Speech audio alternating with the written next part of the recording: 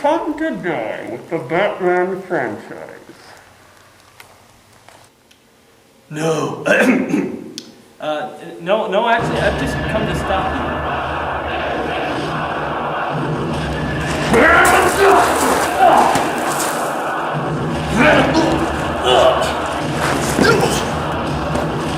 I wonder what's gonna break through. Where are you going?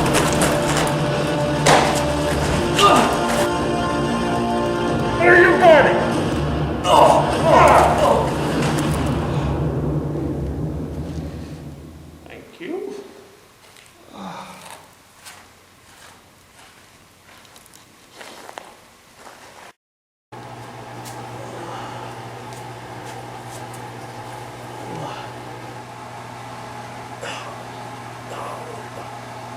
Why didn't you just kill me? Your punishment must be more severe. What? Your punishment must be more severe. How much more severe? I'm gonna make you watch The Dark Knight Rises 50 times. Yes. How is that a punishment? I like the movie. What? What? I can't hear you. Take off the mask. I can't hear you with the mask on. I said...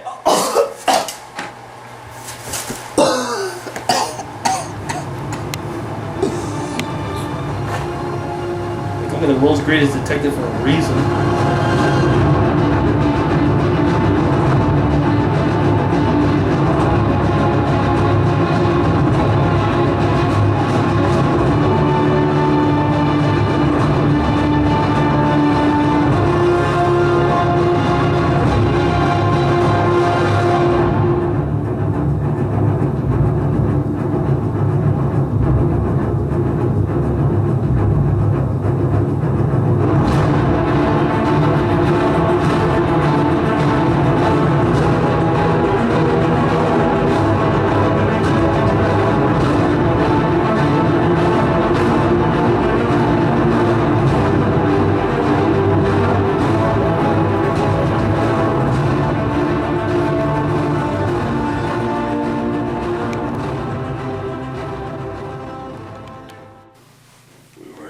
Together, you and I.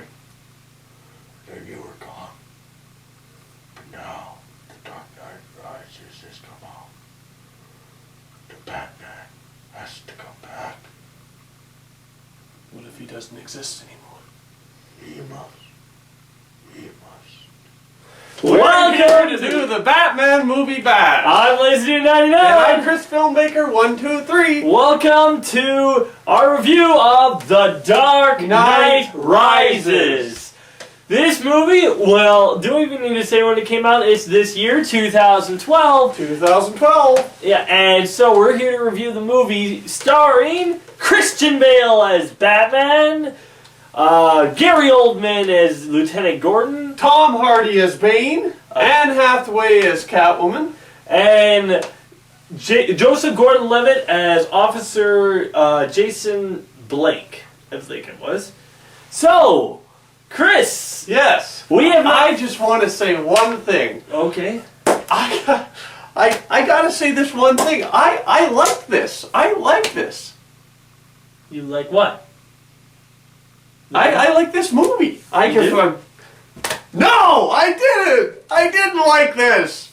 But it's not saying it's a complete downer, but come on, I waited 3 years for this movie. Okay. Well, let's basically go, before we go too much into it, let's go into the basic story.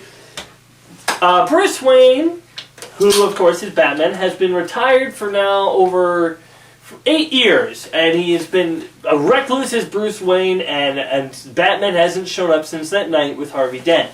Commissioner Gordon has now had to spend the rest of his life, all of those 8 years, basically praising Harvey Dent, the man who just about killed his own son. Harvey Dent! Two-Face! And praising Harvey Dent and renouncing the Batman, who is his friend. And after all these 8 years has happened, in comes Bane to totally trash and destroy Gotham. He basically blows a good portion of it up, gets his hand on a nuclear somewhat device, and says if anyone leaves the city, he'll blow it up. If anyone tries to save anyone from the city, from the outside, he'll blow it up. And Yes. basically holds all of Gotham hostage while beating the crap out of Batman. And so Batman has to find a way to come out of the ashes and retake the city. Almost like you almost pitched that, Kenneth. I would just like to say this movie starts and brings you in a different way than The Dark Knight did. This kind of brings you in a way where it's kind of like it's not action right off the bat. Even though we have that great scene on the plane, it's kind of more of a short action sequence, and then we get thrown into Bruce Wayne and his life and what's going on in Gotham, and which was an interesting choice. I just want to say, we talked about this, fans talked about this, lots of people were wondering, what are you going to do about this guy? He's a big deal, right? Like, what are you going to do? Well, their solution is just don't talk about him. In fact, he isn't brought up at all. Now, when I first watched this, I was thinking, okay, well, they did 8 years ago, so instead of choosing to talk about the Joker, because he's not really present, he's a kind of old news, they decided to talk about next best old news, Harvey Dent. Keep the focus on Harvey Dent, stay away from the Joker. Now, I know it's not completely, a bad choice. I mean, I think it flows, it works. I just wasn't sure how they were going to explain it. Their solution was not explaining it. Well, I don't really... What is left to explain? The Joker was a killer. He was a madman. He tried to blow up big portions of the city and whatnot. And then he was arrested and taken away for his crimes. What's there left to explain? Well, I guess... There's a whole lot more around the whole mystery of Harvey Dent and his whole, the whole deceit that Gordon and Batman had to, do. Let's just, take every character just like we normally do and see what we do. So what do you want to start with? Let's start with the one, the only, Bane.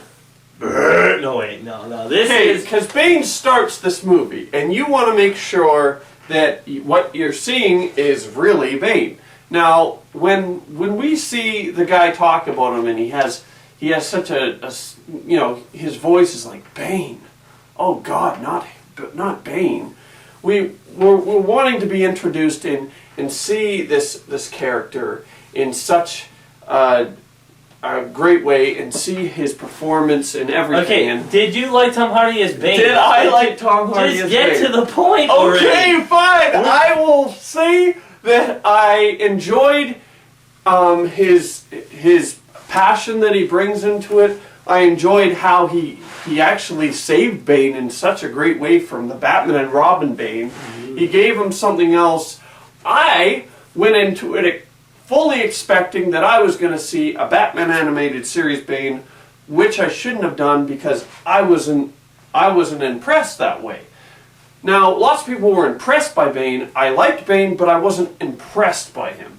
And that's just my opinion on it. I know Bane comes from Brazil, right? And I know Bane... Yeah. Well, in this, they made him European. And I also know that Bane is not just strong for no reason.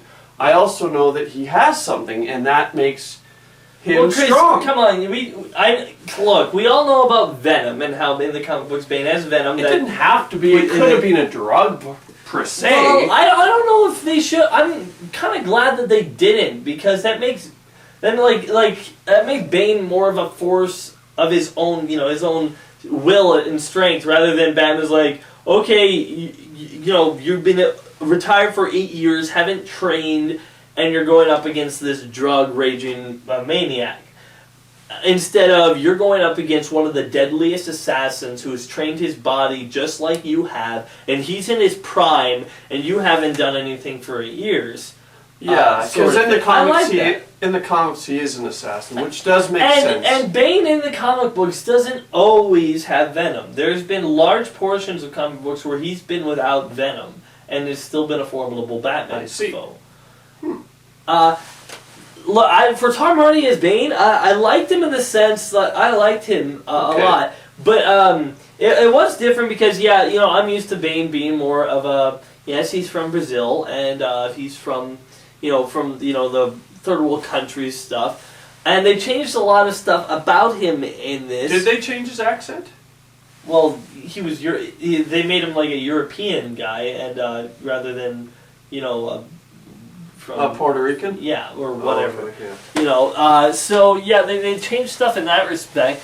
But I think that Tom Hardy was. I think what I liked, I wasn't finding Tom Hardy as like menacing as the Joker, like as Heath Ledger. There was no point in there where I was ever afraid of what Tom Hardy could do for Bane. But I enjoyed him as Bane, and I felt that the character was strong, and the part where he beats the living snot out of Batman, I thought it was hard to watch because we're used to Batman being the character that has everything in hand. Even when the Joker's around, he still has. If he ever got his hands on the Joker, he would be fine.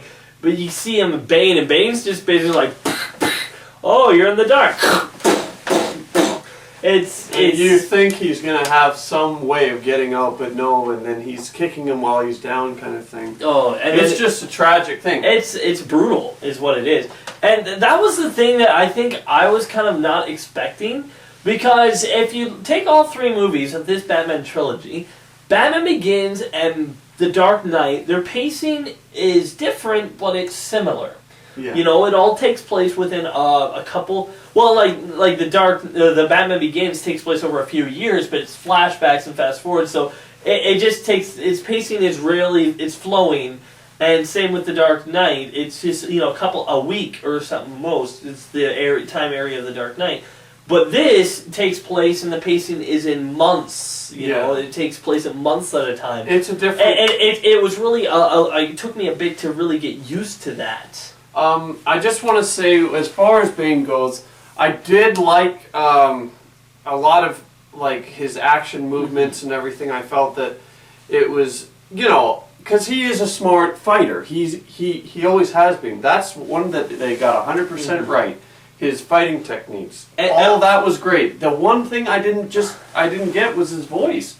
I thought that it felt like Darth Vader, James Earl Jones. Except this one didn't work. This one was kind of like, for me, I felt like it was. Well, it wasn't Tom Arnold's voice, and Tom Arnold. I want to just apologize. Okay, I just felt it wasn't Tom Hardy's voice. Now I went to the IMDb just to make sure. It doesn't say the voice was anyone else. I was confused. I was expecting ADR. I got that too. There was some times where he's like, and I'm just like, what did you say? I got that too. There was points where I was really wondering what he was saying. I just thought it was another voice. I didn't think it was him. It's what was funny is I think that the one thing that I would complain, I think Bane actually had a little bit too many jokes. I think he said a lot. There was a couple of lines where even though he's trying to be menacing, he's joking a little bit, saying and stuff like that. And I don't know. Bane doesn't joke that much in comic books. I would like that. But the scene with he's having Roland Daggett, which was a character in the animated series. Yes, he was. And he's holding him, and he's and the guy's like, "Wait a minute, I paid you." He's like, "Do you think money makes you in charge?" I thought that was menacing. Where he's like, you know what, you got a point. Just because you pay the guy doesn't mean you're in charge or anything. But I will say the big thing when he hits the button and half of Gotham just goes up and explosions, I was just dumbfounded. I couldn't say a word. To see the rest of the Batman Movie Bash review, go to part 2.